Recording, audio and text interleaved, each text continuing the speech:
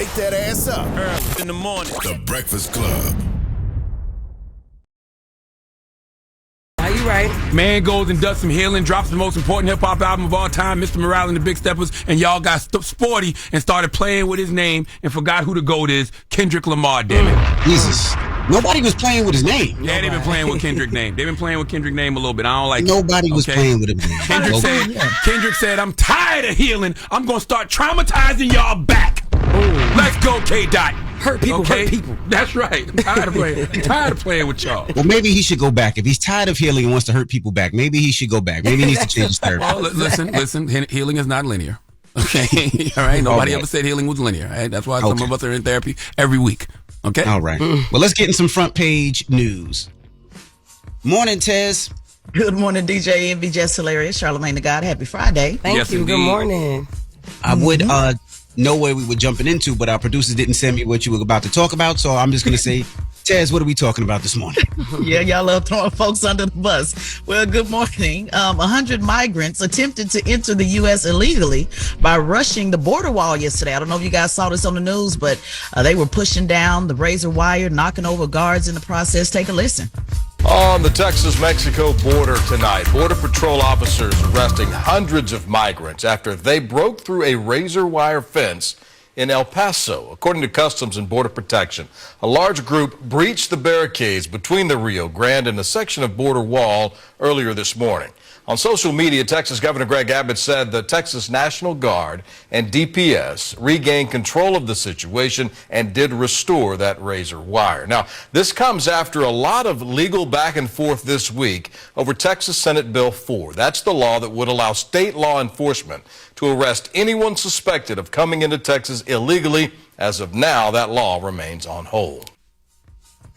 Hey, man, you have to let them in when they're willing to do all that, okay? When they are willing to go through all of that to get here, then there might be some people we need on our team. Treat it like an obstacle course, like Mexican Ninja Warrior. If they can get through all of that, they get citizenship. But we got to find out who's actually coming in the country, right? There's absolutely positively some good people that are just trying to flee from their situations, but there are also some people that we don't know, right? People from other places, so we just have to know who's coming in the country. I suppose. Everybody got to be vetted, of course. Mm-hmm. Well, you can better believe they will be using this on the campaign trail. I can hear Trump talking about it now. Just some background: the National Guard, they were attempting to organize them into smaller groups, but the situation grew tense after some women and children were separated from the adult males. As the report mentioned, you can see online and go check it out that the migrants, mostly men, were rushing the troops. Actually just running over them. A group of men with hoodies, gloves, and winter jackets. They can be seen fencing away and dashing through the wire as a group of 5 guards formed a defense position to fill the gap. So they really were literally pushing the line yesterday, Charlamagne. So a few put their hands up directly on the migrants to keep them back in response to being pushed. And as the scene became louder and more chaotic. I'm surprised they didn't shoot them. I know. I'm shocked that none of them got shot. I'm shocked no gunfire and nothing went off. But if you're willing to go through all of that to get here, it makes me think. What are you running from?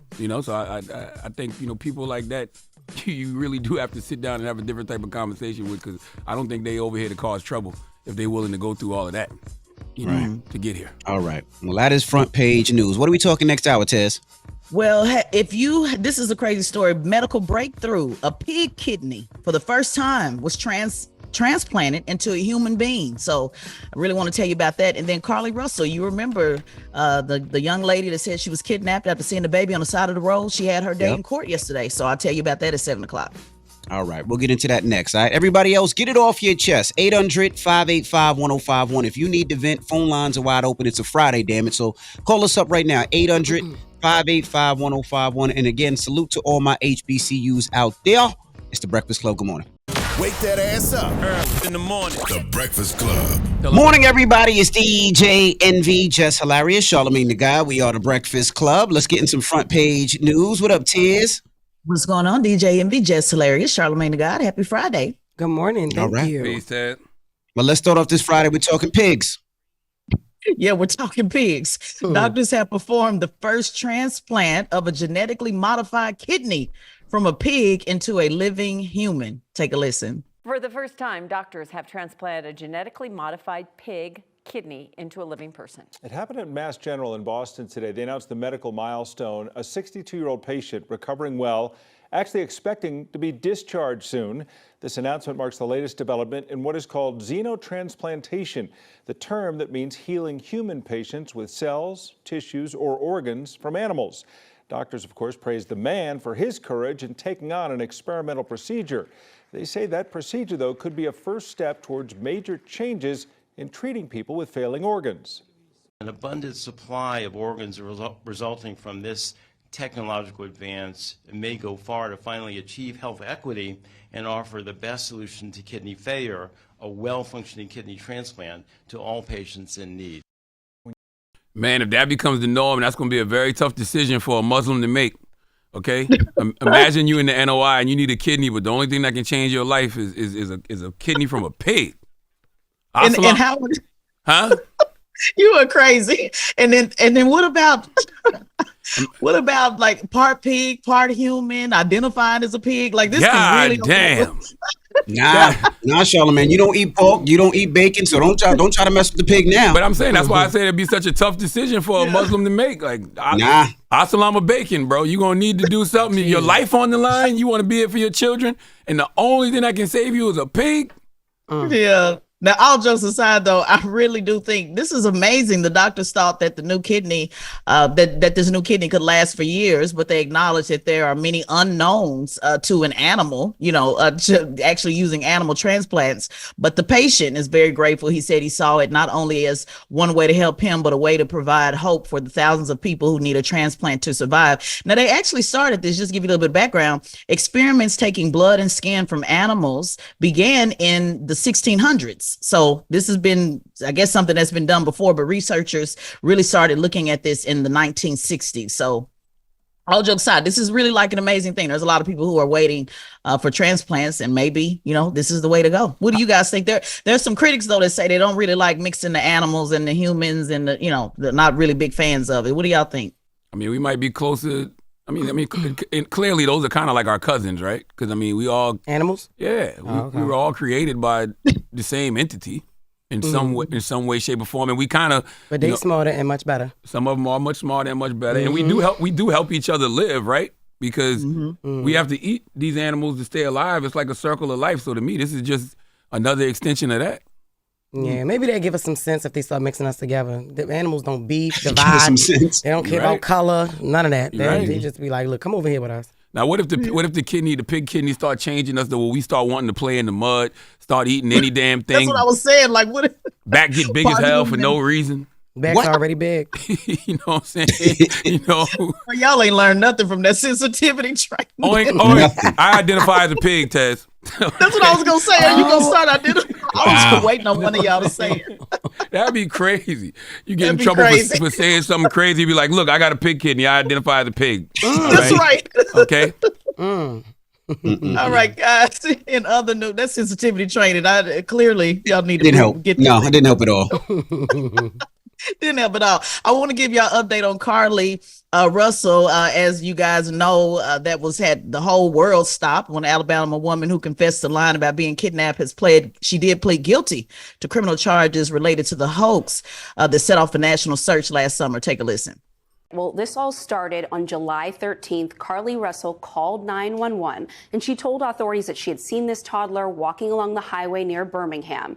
And then she reappeared 2 days later, claiming that she had been kidnapped and taken in a vehicle. But very quickly, it became clear that she had falsely reported this crime. Today in court, she stood up, and it was an emotional day. She, had reversed previously, pled not guilty, but today acknowledging her guilt and saying that she was sorry to her community and, of course, to the people who spent time and resources looking for her. She's not going to spend time behind bars. The judge felt that wasn't a good use of resources. Instead, she's going to have to pay restitution, about $17,000, and do about 100 hours of community service while under probation. That sounds fair to me. Yeah, that sounds fair. I think it that's does. fair. It sounds fair. Yeah, they also said she must continue receiving medical health counseling as a condition for the probation. She spoke up in court. She said she wanted to apologize for her actions and the resulting negative impact inflicted onto others. Said, I made a grave mistake while trying to fight through various emotional issues and stress. I'm extremely remorseful for the panic, fear, and various range of negative emotions that were experienced across the nation. She said, I want to acknowledge and take accountability for the pain and embarrassment that I inflicted upon my family, my church, friends, neighbors, community, and all of those who are directly involved in search efforts for me. Yeah, that sounds fair. Year of probation, $18,000 in restitution, $100 of community service, and like you just said, Taz, most importantly, as part of her probation, she got to continue to receive mental health counseling. Because clearly she's going through something mentally and emotionally that will cause her to do this. So, yeah, I think that's fair. I'm not mad at it. I don't think people sometimes just do things and then when they get caught, it's like, oh my God. Like, all right. Yeah. You know what I'm saying? Because I'm telling you, like, I've never done anything to this extent like this behind a guy. But, like, when you are longing for that attention and you, like, you'll go to some drastic measures. But that don't mean you mentally ill or you need to, you know what I mean? That's true. So I know, to me, it's a nice little cleanup. But, you know what I mean? I think what she got is fair. But all the mental health, it's just, Shorty just did that. I get what you're saying. Sometimes you just make poor decisions. Sometimes you just do it and you learn from it. And I think she did learn from it. So. I would really like to hear, because I know they said it was about the guy and, there was a lot of speculation or conversation about that, but I would really like to hear from her. I wonder if she'll ever sit down with somebody and kind of say, I don't need to hear from Carlee Russell. I kind of want to know though, Charlamagne. Listen, if Reese Teaser got a book deal, Carlee Russell should. You know what? You should write our first book. Under your company, Carlee Russell, Real Story. You should write that. I don't like rewarding bad behavior like that. That's not. But I just kind of want to know. I'm just curious. I don't want to have to depend on Tubi to tell the story. I'm sure Tubi got the story though. Tubi got the whole background and everything. But they didn't. Tubi got the origin. But they didn't. She didn't work with Tubi on that. She didn't. She did. She didn't. No, she didn't. Tubi in the Pentagon. Carlee Russell, my Carlee God. Russell in the Pentagon worked with Tubi to do her movie. All right. Thank you, Taz. Thank you, Taz. Where can we find Taz, Charlamagne? Oh, you can find Taz. You can go to her podcast, Straight Shot No Chaser podcast on the Black Effect iHeartRadio podcast network, and you can follow at Tezlyn Figueroa on all social media platforms. All right. And when we come back from Hillman College, Jasmine Guy will be joining us. Now, Jasmine Guy will be here. She has a new episode of Uncensored on TV One that airs on Sunday, March 24th. We'll be kicking with Jasmine Guy when we come back. I love when Jasmine Guy visits. You hear me? Oh. The first time she came up here, she was up here with Kadeem Hardison. She's up here by herself today. But I love when Jasmine Guy pulls up. That's right. So we'll kick with her next. So don't move. It's The Breakfast Club. Good morning. Wake that ass up. Early in the morning. The Breakfast Club.